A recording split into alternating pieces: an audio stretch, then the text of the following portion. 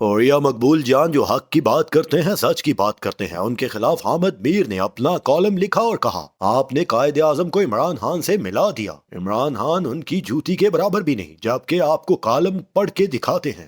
کیا اوریا مقبول جان نے واقعی ایسا کیا؟ ہرگز نہیں۔ وہ کیا کالم تھا جس کو رنگ دینے کی کوشش کی جا رہی ہے؟ اوریا مقبول جان جو نہ صرف کالم نگار ہیں بلکہ انہوں نے پاکستان کے لیے ڈرامے بھی لکھے اور پاکستان کے لیے سرکاری طور پر خدمات بھی سر انجام دی، مگر ان کے کھاتے سے آج تک ایک سرکاری پلاٹ نہیں نکل سکا، نہ نکل سکتا ہے، نہ ان کی دولت کے انبار لگے ہیں۔ مزید یہ کہ ان کو اہل نظر کی بتائی گئی اکثر نشانیاں پاکستان میں سچ ثابت ہوتی نظر آتی ہیں۔ اب ایسے شخص کو لبرل کیسے برداشت کر سکتے ہیں؟ کالم پڑھتے ہیں 83 سال پہلے قائد اعظم محمد علی جناح کی سیاست اور عمران خان کی سیاست دونوں میں بے حد مماثلت ہے، ان کے مخالفین کی مماثلت ان سے بھی حیران کن ہے۔ قائد اعظم محمد علی جناح سیاست میں آئے تو انہوں نے کانگریس سے آغاز کیا تھا اور ان کو اندازہ ہوا ہندو ایک ناقابل اصلاح قوم ہے، مغرب میں رہتے تھے، مغرب ہی میں پڑھے تھے، یہاں تک کہ 1935 میں انہوں نے مغرب میں ہی جا کر قانون کی تعلیم شروع کر دی۔ برصغیر کے سب لوگ قائد اعظم کو کہتے تھے یہ ایک ایسا شخص ہے جس کا کسی مذہب سے بھی کوئی لینا دینا نہیں، لیکن بر اعظم میں ایک اور بھی ایسا انسان موجود تھا جو کہتا تھا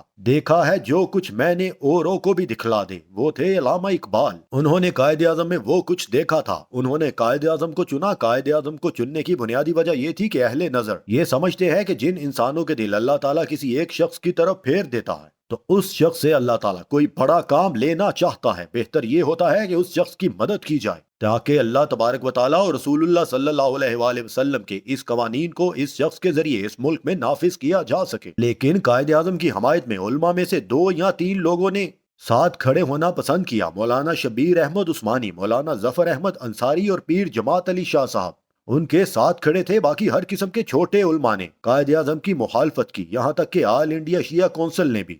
ان پر جلسوں میں عمران خان جیسے الزامات لگائے جاتے رہے۔ اس وقت بھی اسرائیل نہیں تھا، اس لیے یہودی ایجنٹ وغیرہ کی لابی موجود نہیں تھی۔ قائد اعظم کو انگریز کا ایجنٹ کہا جاتا تھا اور کہا جاتا تھا انگریز نے قائد اعظم کو پاکستان کے لوگوں کو تقسیم کرنے کے لیے کھڑا کیا ہے۔ اس میں قوم پرست رہنماؤں میں سے غفار خان صاحب اور ان کے چیلے چانٹ قائد اعظم کی مخالفت کر رہے تھے۔ علماء اکرام جس قسم کے الزامات لگاتے تھے وہ الزامات بیان کرتے ہوئے اتنی تکلیف ہوتی ہے کہ آپ کو بتا نہیں سکتا۔ کہا جاتا تھا اس کی بیٹی اس نے پارسی سے شادی کر لی اور یہ اس کی تربیت کا اثر ہے۔ یہ بھی کہتے تھے وہ اپنے ایک دوست کے پاس عید کی چھٹیاں گزارنے گئے تو اس نے ان پر شب خون مار کر ان کی بیٹی رتی دیوی کو پسا لیا، پھر شادی کر لی۔ ان کے بارے میں کہتے تھے یہ سور کھاتا ہے، شراب پیتا ہے، اپنے 6 فٹ کے قد پہ تو اسلام نافذ کر نہیں سکتا۔ تمام علماء اکرام قائد اعظم کے بارے میں یہی کہتے تھے کہ یہ مغرب زدہ شخص ہے۔ مظہر علی جیسے لوگ جو کھڑے ہو کر کہتے تھے ایک کافرہ عورت کے لیے دین کو چھوڑا، یہ قائد اعظم ہے یا کافر اعظم؟ اور پھر وہ مجمع نعرہ تکبیر اللہ اکبر بلند کیا کرتا تھا۔ مولانا معروضی جو 2 قومی نظریہ کے حامی تھے، انہوں نے بھی مسلم لیگ کی پوری قیادت کے خلاف کتاب لکھی ہے۔ اس کا ایک ایک لفظ کہتا ہے کہ یہ لوگ اسلام نافذ کرنے کے قابل نہیں ہیں۔ دیوبند کی اکثریت ان کے خلاف تھی۔ ان کے علماء جس طرح قائد اعظم کی افسانوی داستانیں سناتے، آپ کو اندازہ آج کے علماء کی باتوں سے ہو سکتا ہے۔ آڈیو اور ویڈیو لیک اس وقت میں نہیں تھی، ورنہ قائد اعظم کو بھی شاید کوئی آڈیو یا ویڈیو لیک کا سامنا کرنا پڑتا، لیکن ان کی کردار کشی جس طرح کی اس کا آپ تصور نہیں کر سکتے۔ کتنی عجیب و غریب صورتحال میں ہوں گے وہ لوگ۔ علامہ شبیر احمد عثمانی جیسے، مولانا ظفر انصاری جیسے، اور اس کے ساتھ ساتھ پیر جماعت علی صاحب جیسے اور دیگر علماء جو کہتے تھے یہ صرف 6 فٹ انسان میں بھی نہیں، جو کہتے تھے یہ 6 فٹ انسان میں بھی اسلام نافذ نہیں کر سکتا۔ ایک ایسی بنیادی غلطی تھی جو علماء نے کی جس کو پاکستان نے 75 سال تک بھگتا۔